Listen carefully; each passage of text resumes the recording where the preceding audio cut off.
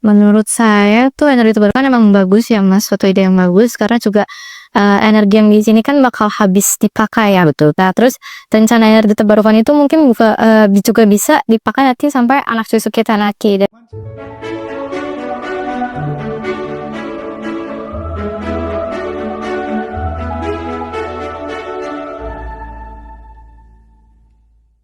Assalamualaikum warahmatullahi wabarakatuh, teman-teman. Kita kembali lagi di channel Simbiosis Indonesia.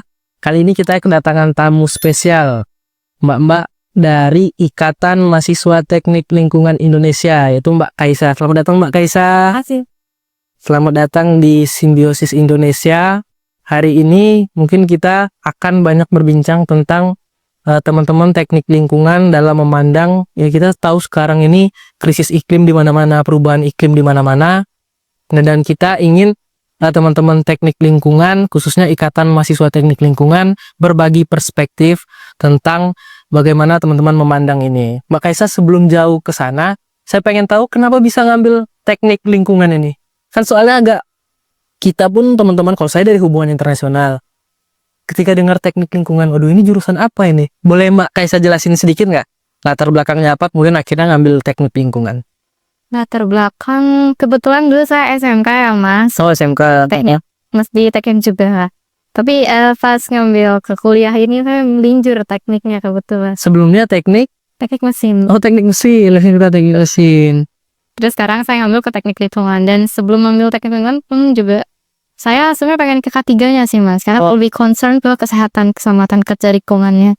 Terus kebetulan di kampus saya juga mempelajari hal itu di jurusan teknik lingkungan, jadi saya mengambil jurusan teknik lingkungan tersebut. Oke, berarti memang ada niatan pengen masuk teknik lingkungan. Karena kan beberapa teman-teman mahasiswa kadang-kadang merasa terjebak masuk ke salah satu jurusan gitu. Kalau Mbak Kaisa memang pengen masuk teknik lingkungan.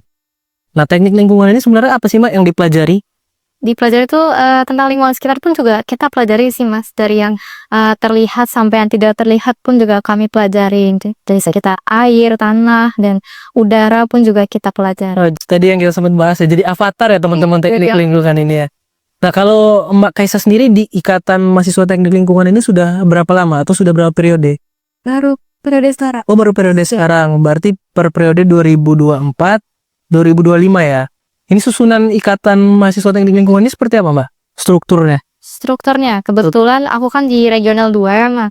Terus pertama tuh ada dari pengurus besar. Jadi di pengurus besar itu mempunyai beberapa regional yang dipecat menjadi 6 regional. Dan kebetulan saya di regional 2-nya. Oh, kebetulan di regional 2 itu mencakup Jabodetabek, serta Banten dan Bandung. Oh, Jabodetabek, Banten, dan Bandung. Oke, berarti teman-teman, Mbak Kaisa ini mewakili atau jadi representasi dari teman-teman regional 2. Nah, yang pengen saya tanyakan pertama sebenarnya adalah kalau program-program khusus baik di tingkatan ikatan mahasiswa atau himpunan sendiri, atau Mbak Kaisa mungkin punya komunitas atau bagi diri sendiri lah, itu kemungkinan punya program atau proyek apa untuk melihat ataupun ya ikut berpartisipasi dalam menanggulangi bencana-bencana ataupun kerusakan-kerusakan perubahan iklim yang terjadi akibat dari banyak hal. Salah satunya adalah penyebabnya dari kita sendiri, manusia sendiri. Nah, teman-teman dari Ikatan Mahasiswa Teknik Lingkungan ini punya proyek atau program khusus nggak, Mbak, persoalan ini? Lebih ke mengedukasi ya Mas. Sekarang kan juga kita juga lebih sering mengedukasi di sosial media tentang ada apa sih yang sekarang lagi terjadi yang dibahas. Terus kita juga memberikan materi-materi fituhan yang ada di sosial media tersebut. Ya, misalkan ada kemarin itu yang sempat dibahas mungkin energi terbarukan sektor yang lebih dibahas di sosial media kan. Oh, itu menjadi concern teman-teman IMTLI ya singkatannya? IMTLI Mas. IMTLI. Nah, teman-teman IMTLI ini menjadi concern juga terhadap energi terbarukan. Nah, kalau langkah-langkah nyata atau program-program langsungnya biasanya seperti apa, Mbak? Atau selain tadi kan misalnya ke sosial media, atau misalnya ada mengadakan seminar, atau kemudian tadi sempat kita berbincang sebelumnya ada penanaman pohon dan segala macam, itu boleh diceritain nggak, Mbak? Ada sih Mas, seminar-seminar mungkin nanti kita adakan untuk mengedukasi masyarakat juga. Terus juga ada kita untuk rencana menanam pohon, dan itu masih direncanakan Mas, untuk melihat lokasi mana yang seharusnya kita untuk menanam pohon tersebut. Kalau pandangan Mbak Kaisa sendiri sebagai mahasiswa teknik lingkungan yang sekarang tergabung di IMTLI, nah menurut Mbak gimana tentang energi terbarukan tadi? Energi Iya, pandangannya. Menurut saya tuh energi terbarukan emang bagus ya Mas, suatu ide yang bagus karena juga energi yang di sini kan bakal habis dipakai ya, betul. Nah, terus rencana energi terbarukan itu mungkin juga bisa dipakai nanti sampai anak cucu kita nanti, dan itu juga lumayan bagus sih Mas. Dan kayaknya seberapa yakin teman-teman, khususnya teman-teman mahasiswa ini kan yang punya semangat dan keyakinan penuh melihat Indonesia bakal mampu beralih atau shifting dari energi-energi kotor seperti batu bara dan segala macam, terus beralih ke energi terbarukan ini. Seberapa keyakinannya? Karena yang kita tahu juga Indonesia punya target di 2025 ini, untuk 2025 ke depan awalnya 23% target bauran energi terbarukan. Tapi kemudian kemarin per Juni kalau saya tidak salah itu diturunkan menjadi 17-18%. Artinya pemerintah sendiri cukup skeptis terhadap capaian mereka. Nah, kalau teman-teman mahasiswa memandangnya seperti apa? Memandangnya seperti jadi seberapa optimis teman-teman mahasiswa memandang energi terbarukan ini bakal benar-benar dijalankan di Indonesia? mungkin lebih sering diusahakan aja ya Mas, karena kan juga itu bagus buat kami dan kedepannya juga. Terus juga mungkin akan lebih dijalankan lagi ya Mas, karena juga kita punya batu bara dan pertambangan lain itu juga akan habis. Terus peran kita tuh di situ bisa di bagian pasca pertambangannya Mas, pasca setelah gitu. Jadi kita nih mereklamasi yang selahannya. Pasca tambang itu. Oke. Selain itu, kalau persoalan teknologi Mbak, teman-teman teknik lingkungan tuh belajar nggak sih persoalan teknologi terbarukan yang lebih ramah lingkungan gitu? Yang lebih ramah lingkungan? Belajar sih ya Mas, tapi per sekarang belum ya teman-teman. Kebetulan Mbak Kaisa angkatan 2023, berarti semester berapa itu Mbak? semester 3 Mas. Semester 3. Wede, lagi fresh-freshnya ini biasanya semangatnya ya Mbak. Tapi cukup mengesankan teman-teman karena semester 3 sudah bergabung di suatu aliansi ya. Ini bisa dikatakan aliansi yang cakupannya adalah nasional. Artinya Mbak Kaisa punya keinginan lebih untuk berdampak bagi Indonesia, ya kan. Kemudian berarti kalau untuk regional 2-nya sendiri sudah ada program kerjanya Mbak atau rapat kerjanya gitu? Sudah sih. Apa saja Mbak yang mungkin bakal dilakukan teman-teman IMTLI ini ke depannya? Kalau dari saya sendiri mungkin di Departemen Kominfo ya Mas, itu nanti akan ada iCampaign. iCampaign tuh lebih kita mengupload di sosial media tentang hari-hari besar yang akan terjadi gitu. Terus juga ada namanya iMagazine, itu satu periode seluruh program kerja yang akan dibuat di majalah tersebut. Terus sama iFeed tuh kayak setiap proker akan dibuat video rekapannya gitu Mas. Oke. Dan iPodcast yang terakhir. Oh, bakal jadi ada. Oke. Dan fokusnya berarti tentang juga bagaimana ramah lingkungan dan segala macam. Oke, menarik berarti. Berarti kalau untuk langkah-langkah yang benar-benar, berarti Mbak Kaisa ini di divisi apa tadi? Kominfo, memang fokusnya tentang pengedukasian di bidang-bidang sosial media seperti itu ya. Tapi kalau proyek besarnya regional 2 ini apakah bakal menyasar ke tingkat-tingkat kebijakan pemerintah gitu-gitu, bakal ada nggak Mbak kira-kira? Sejauh ini belum ada ya Mas, mungkin baru merencanakan penanaman pohon aja. Rencana penanaman pohon di? Iya, mungkin rencana mungkin ada di Ipul Gadung sama di mangrove mungkin. Rencananya begitu. Baru. Oke, mari. Karena memang teman-teman teknik lingkungan ini tadi ya fokusnya bukan cuma di salah satu jadi air juga tanah juga, terus udara juga. Kalau Mbak Kaisa fokusnya di mana? Mungkin fokusnya di lebih ke air sih ya Mas. Karena di air ya. ada praktikum yang menyentuh air. Nah, kalau fokusnya begitu, teman-teman teknik lingkungan ini berarti fokusnya air misalnya. Nah, apa yang dibahas tentang itu? Apakah tentang bagaimana pencemaran, kemudian bagaimana tentang limbah air dan segala macam? Boleh diceritain nggak Mbak? Boleh Mas. Jadi tuh kita kan di air itu belum lama ada praktikum mikrobiologi lingkungan ya Mas. Dan salah satunya kita menggunakan sampel air, di mana dalam air tersebut apakah sudah tercemar oleh bakteri-bakteri mikroba yang tidak terlihat, itu kita lihat dengan mikroskop apakah sudah tercemar atau belum gitu. Kayak misalkan ada air sumur, terus ada dari air PDAM, terus ada juga air kolam juga, dan air sungai kan juga ada, Mas. Jadi semua diteliti untuk memastikan bahwa kualitas air tersebut tetap terjaga seperti itu ya Mbak. Oke. Nah terus sejauh ini rencananya teman-teman di Regional 2 Mbak kan di Kominfo, Infokom atau Kominfo sih? Kominfo juga ada keinginan untuk misalnya berkolaborasi terhadap komunitas atau organisasi serupa untuk sama-sama memberikan dampak begitu, khususnya di bidang yang tadi menjaga lingkungan, kemudian tentang perubahan iklim, ada nggak Mbak ke depannya rencananya? Caranya sih bakal ada ya, Mas, karena kan juga itu menjadi tantangan kita yang masa muda sekarang, terus lebih aware terhadap lingkungan sekitar gitu kan. Mungkin ada sih, Mas, dengan salah satunya mungkin bisa dengan Climate Rangers ya, Mas, itu kan salah satu organisasi iklim juga ya, yang tentang iklim di Indonesia tuh gimana ke depannya gitu bisa. Karena itu Mbak, ini di data yang kita dapatkan itu laporan IPCC 2022 menyebutkan bahwa kenaikan suhu global dapat menyebabkan kenaikan permukaan laut hingga 1 meter. Artinya ya suhu ini terus menaik. Kadang kan kita ya apalagi kita yang di Jakarta ya kerasa panasnya benar-benar terasa gitu. Dan tadi yang saya sempat notice juga tentang bagaimana anak-anak muda aware atau enggak terhadap lingkungan. Nah, kalau di lingkungan Mbak Kaisa sendiri memandangnya khususnya teman-teman teknik lingkungan ini apakah cuma sekedar kewajiban sebagai anak teknik lingkungan atau memang punya kemauan lebih untuk menjaga lingkungan ini, Mbak? Lebih ke kemauan sih, Mas, karena kan kayak salah satunya juga kita bisa menggunakan transportasi umum ya, Mas, dan menghindari pemakaian pribadi. Jadi kalau misalkan menghindari pemakaian pribadi lebih ke apa ya, pemakaian pribadi kan masih menggunakan bensin ya, Mas. Terus juga itu mengeluarkan emisi karbon sendiri. Jadi kalau misalkan kita menggunakan transportasi umum, mungkin bisa mengurangi emisi karbon tersebut. Jadi pemanasan global itu kan juga masuk dari penyebabnya karena adanya emisi karbon yang tertambah ya. Terus juga membuat bumi kita jadi panas kayak Jakarta kebetulan kan ya, itu dari situ juga kebetulan. Oke, berarti memang di lingkungan Mbak Kaisa pun, maksudnya khususnya teman-teman teknik lingkungan di Universitas Bakri ya, Iya. itu memang sudah punya kepedulian dan kesadaran terhadap itu. Iya, sudah. Benar-benar sudah sadar ada akan hal itu ya. Iya, sudah. Karena juga saya lihat pun ya jangankan di cakupan luas di sekitar saya pun masih banyak teman-teman yang tidak terlalu peduli terhadap perubahan iklim ini.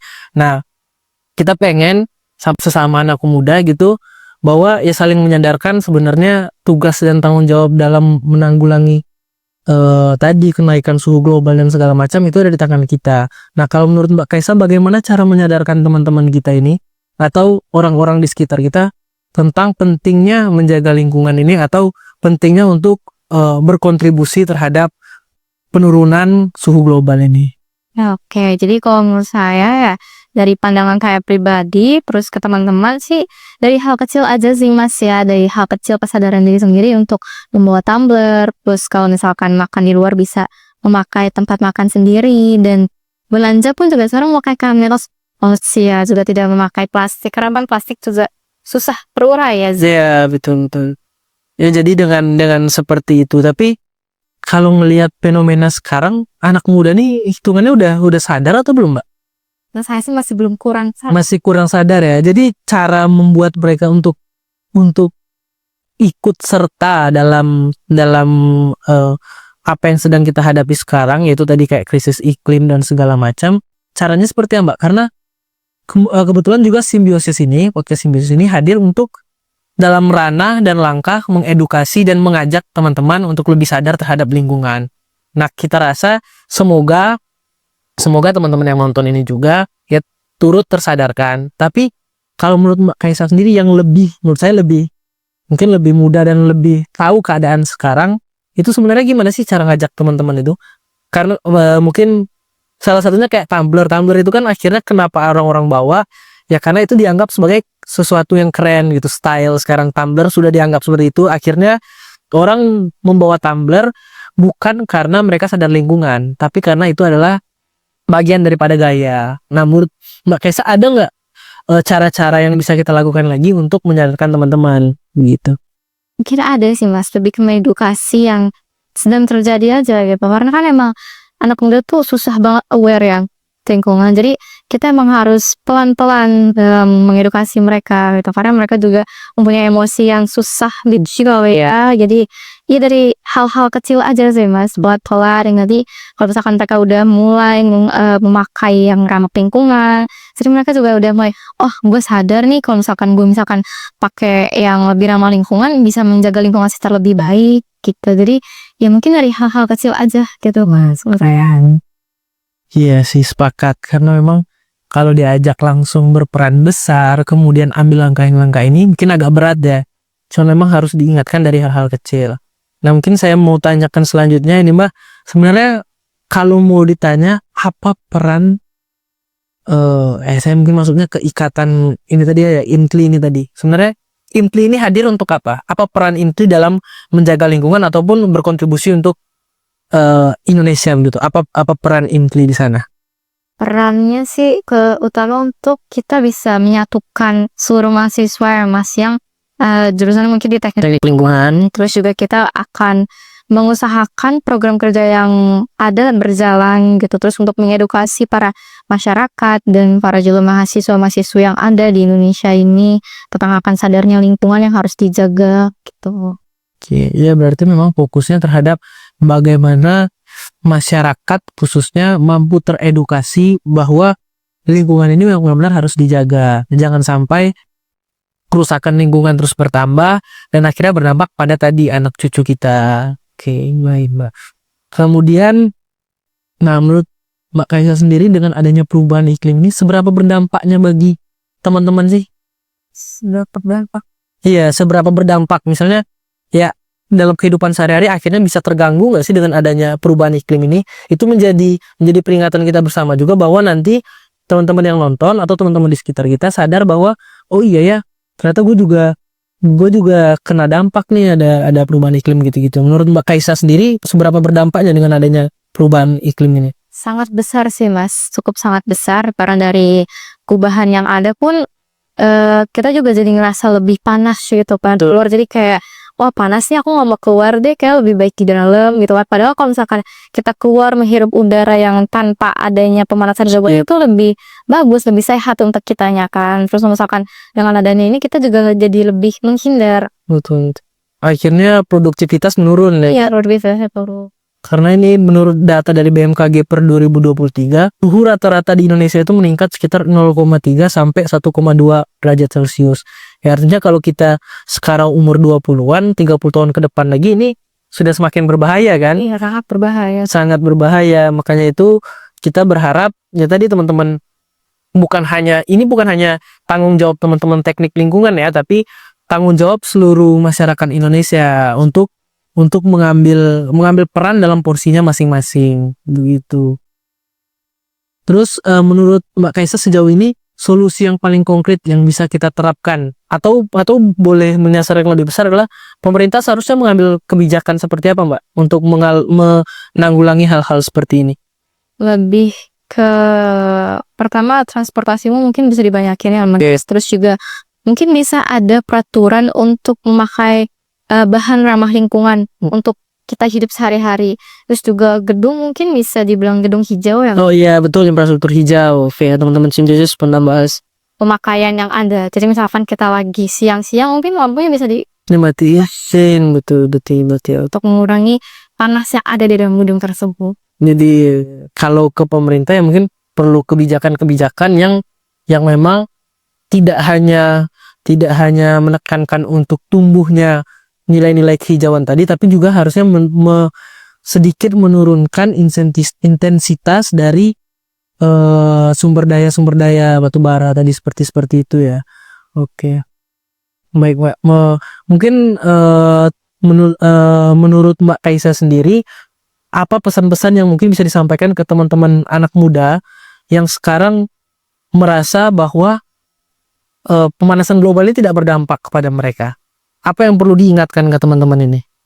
Yang perlu kuingatkan sih lebih menggunakan barang yang ramah lingkungan aja sih ya mas, karena itu emang benar-benar hal kecil yang harus kita terapin. Betul. Terus juga ayo menggunakan transportasi umum, jangan menggunakan mengurangi emisi karbon yang ada gitu mas. Terus juga apa ya, mungkin bisa lebih aware terhadap lingkungan, jangan buang sampah sembarangan, itu hal kecil banget ya Mas bagi kita.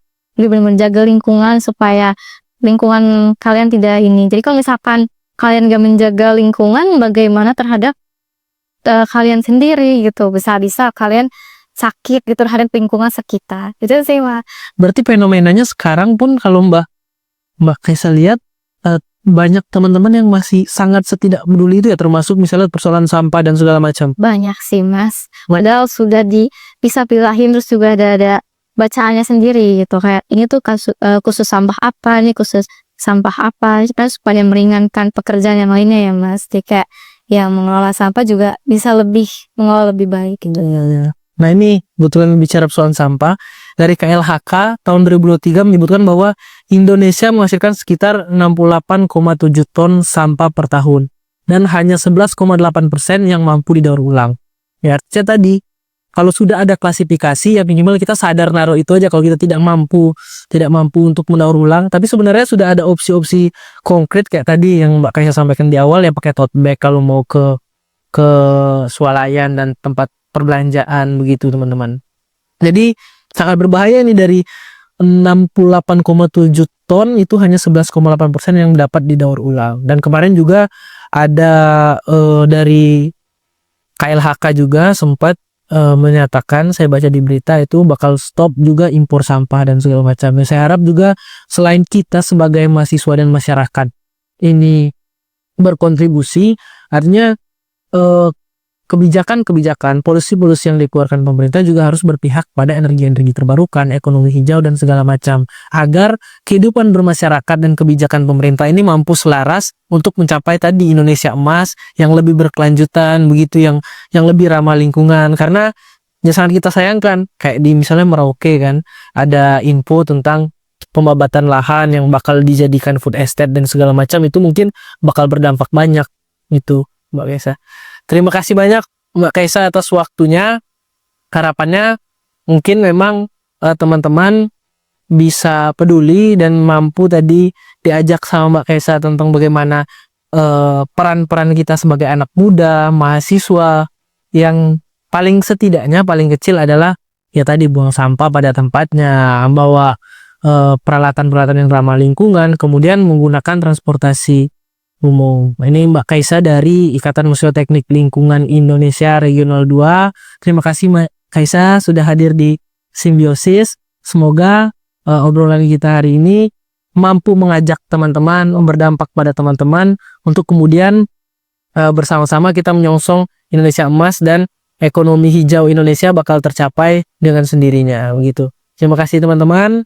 Tonton terus Simbiosis. Jangan lupa subscribe, like dan komen, dan jangan lupa juga follow Instagram sama Imtli juga ya, ada Instagramnya, nanti boleh di follow. Apa nama Instagramnya Mbak? Intli sama Imsergenal 2 boleh. Oke, itu teman-teman. Sampai jumpa kembali. Assalamualaikum warahmatullahi wabarakatuh.